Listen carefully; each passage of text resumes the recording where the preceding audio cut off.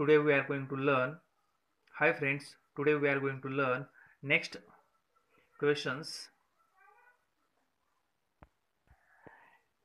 We have already seen question number first, question number 2, question number 3, question number 4, A, B, C. Now we are going to learn question number 4, D, E, question number 5, question number 6, question number 7, A, B. Now look, write short notes based upon the information known to you. Question number D, evolution. Write short note on evolution. Short note on evolution. First, the sequential changes in the groups of living organisms that take place very gradually is called evolution. Second, evolution is also described as the formation of new species due to natural selection. Third, the process of evolution takes millions of years for development and speciation of different organisms.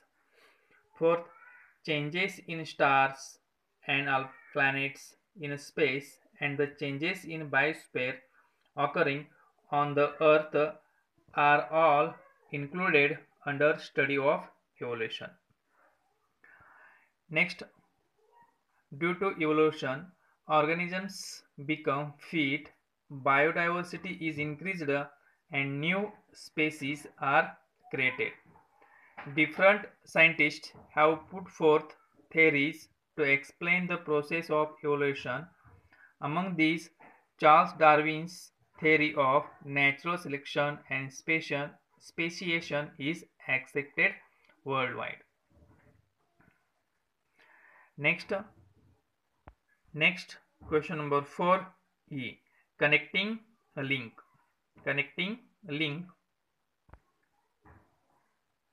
Here, point first. Some living organisms possesses some characters in them which are the distinctive features of different groups or phyla. Such individuals connect these two groups by sharing the characters of both, and hence they are known as connective links. Example first, Peripatus is connecting link between Annelida and arthropod. It shows characters of both animal phyla like annelid worm. It shows segmented body, thin cuticle and parapodia. Like an arthropod, it shows open circulatory system and tracheal system for respiration. Next example, duck-billed platypus. This is a connecting link between fishes and amphibians. Though a fish, it shows lungs for respiration as in amphibian animals. Next, connecting links indicate the direction and hierarchy of evolution. Now look next question. Next question, question number 5, define heredity. Explain the mechanism of hereditary changes. Answer of this question, heredity. Heredity is the process by which the biological characters from parental generation are transmitted to the next generation through genes. Second, the mechanism of hereditary changes. Mutation. Point first, mutation. Sudden change in the parental DNA can cause mutations. This results into changes in the hereditary characters. Point B, at the time of meiosis. What is meant of meiosis? Meiosis means cell division. One cell converted into two type of similar cell. The crossing over take place. This creates new recombination of the genetic information.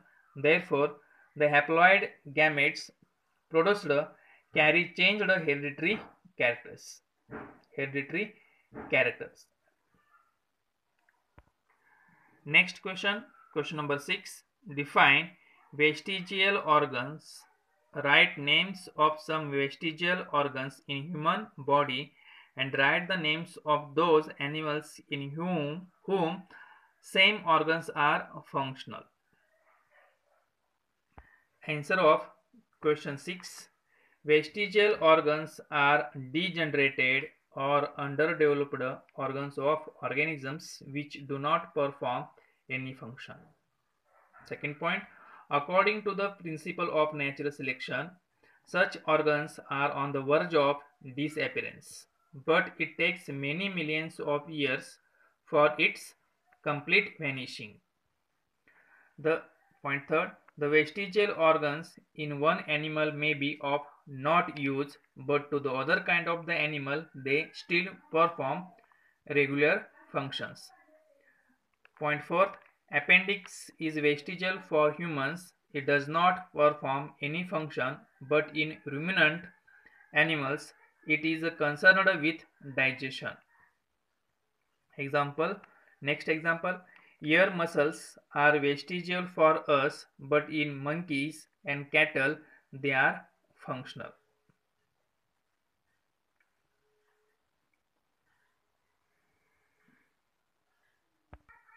Next question, question number 7.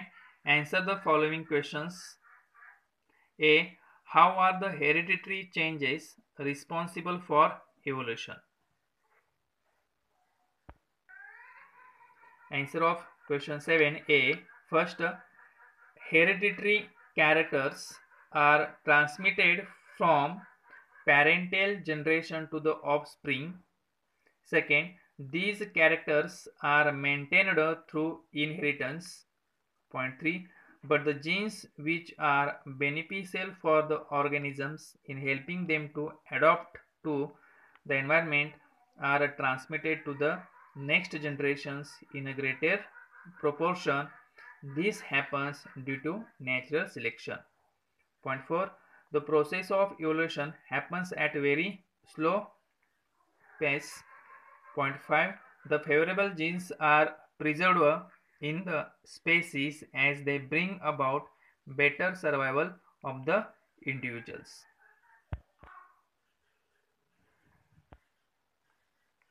Point 6. Such individual reproduces more efficiently and evolve. 7. The individuals with unfavorable genes are not selected by nature and are thus removed from the population through natural death. The fuel for evolution is thus truly supplied by the hereditary changes. Look, next question, question number 7. B. Explain the process of formation of complex proteins. Answer of question 7B. The proteins are synthesized in following steps: transcription, translation, translocation. Point second, protein synthesis takes place according to the sequence of nucleotides present on the DNA molecule with the help of RNA molecules. This is known as central dogma of protein synthesis. First, transcription. In the process of transcription, mRNA is produced as per the nucleotide sequence on the DNA. For these two strands, DNA are separated. Only one strand participates in the formation of mRNA. The sequence of nucleotides, which is complementary to that of present on DNA, is copied on mRNA. Instead of thymine present in DNA, uracil is added on the mRNA. Point D. Transcription takes place in nucleus, but the mRNA leaves nucleus, carries the genetic code and enters the cytoplasm. This genetic code is always in the triplet form and hence is known as triplet codon. The code for each amino acid always consists of 3 nucleotides complementary to mRNA. This process is called as translation. Next, translocation. The ribosome keeps on moving from one end of the mRNA molecule to the other end by distance of one triplet codon. While this process is taking place, rRNA helps in joining the amino acids together by peptide bonds. The peptide chains later come together to form complex protein molecules.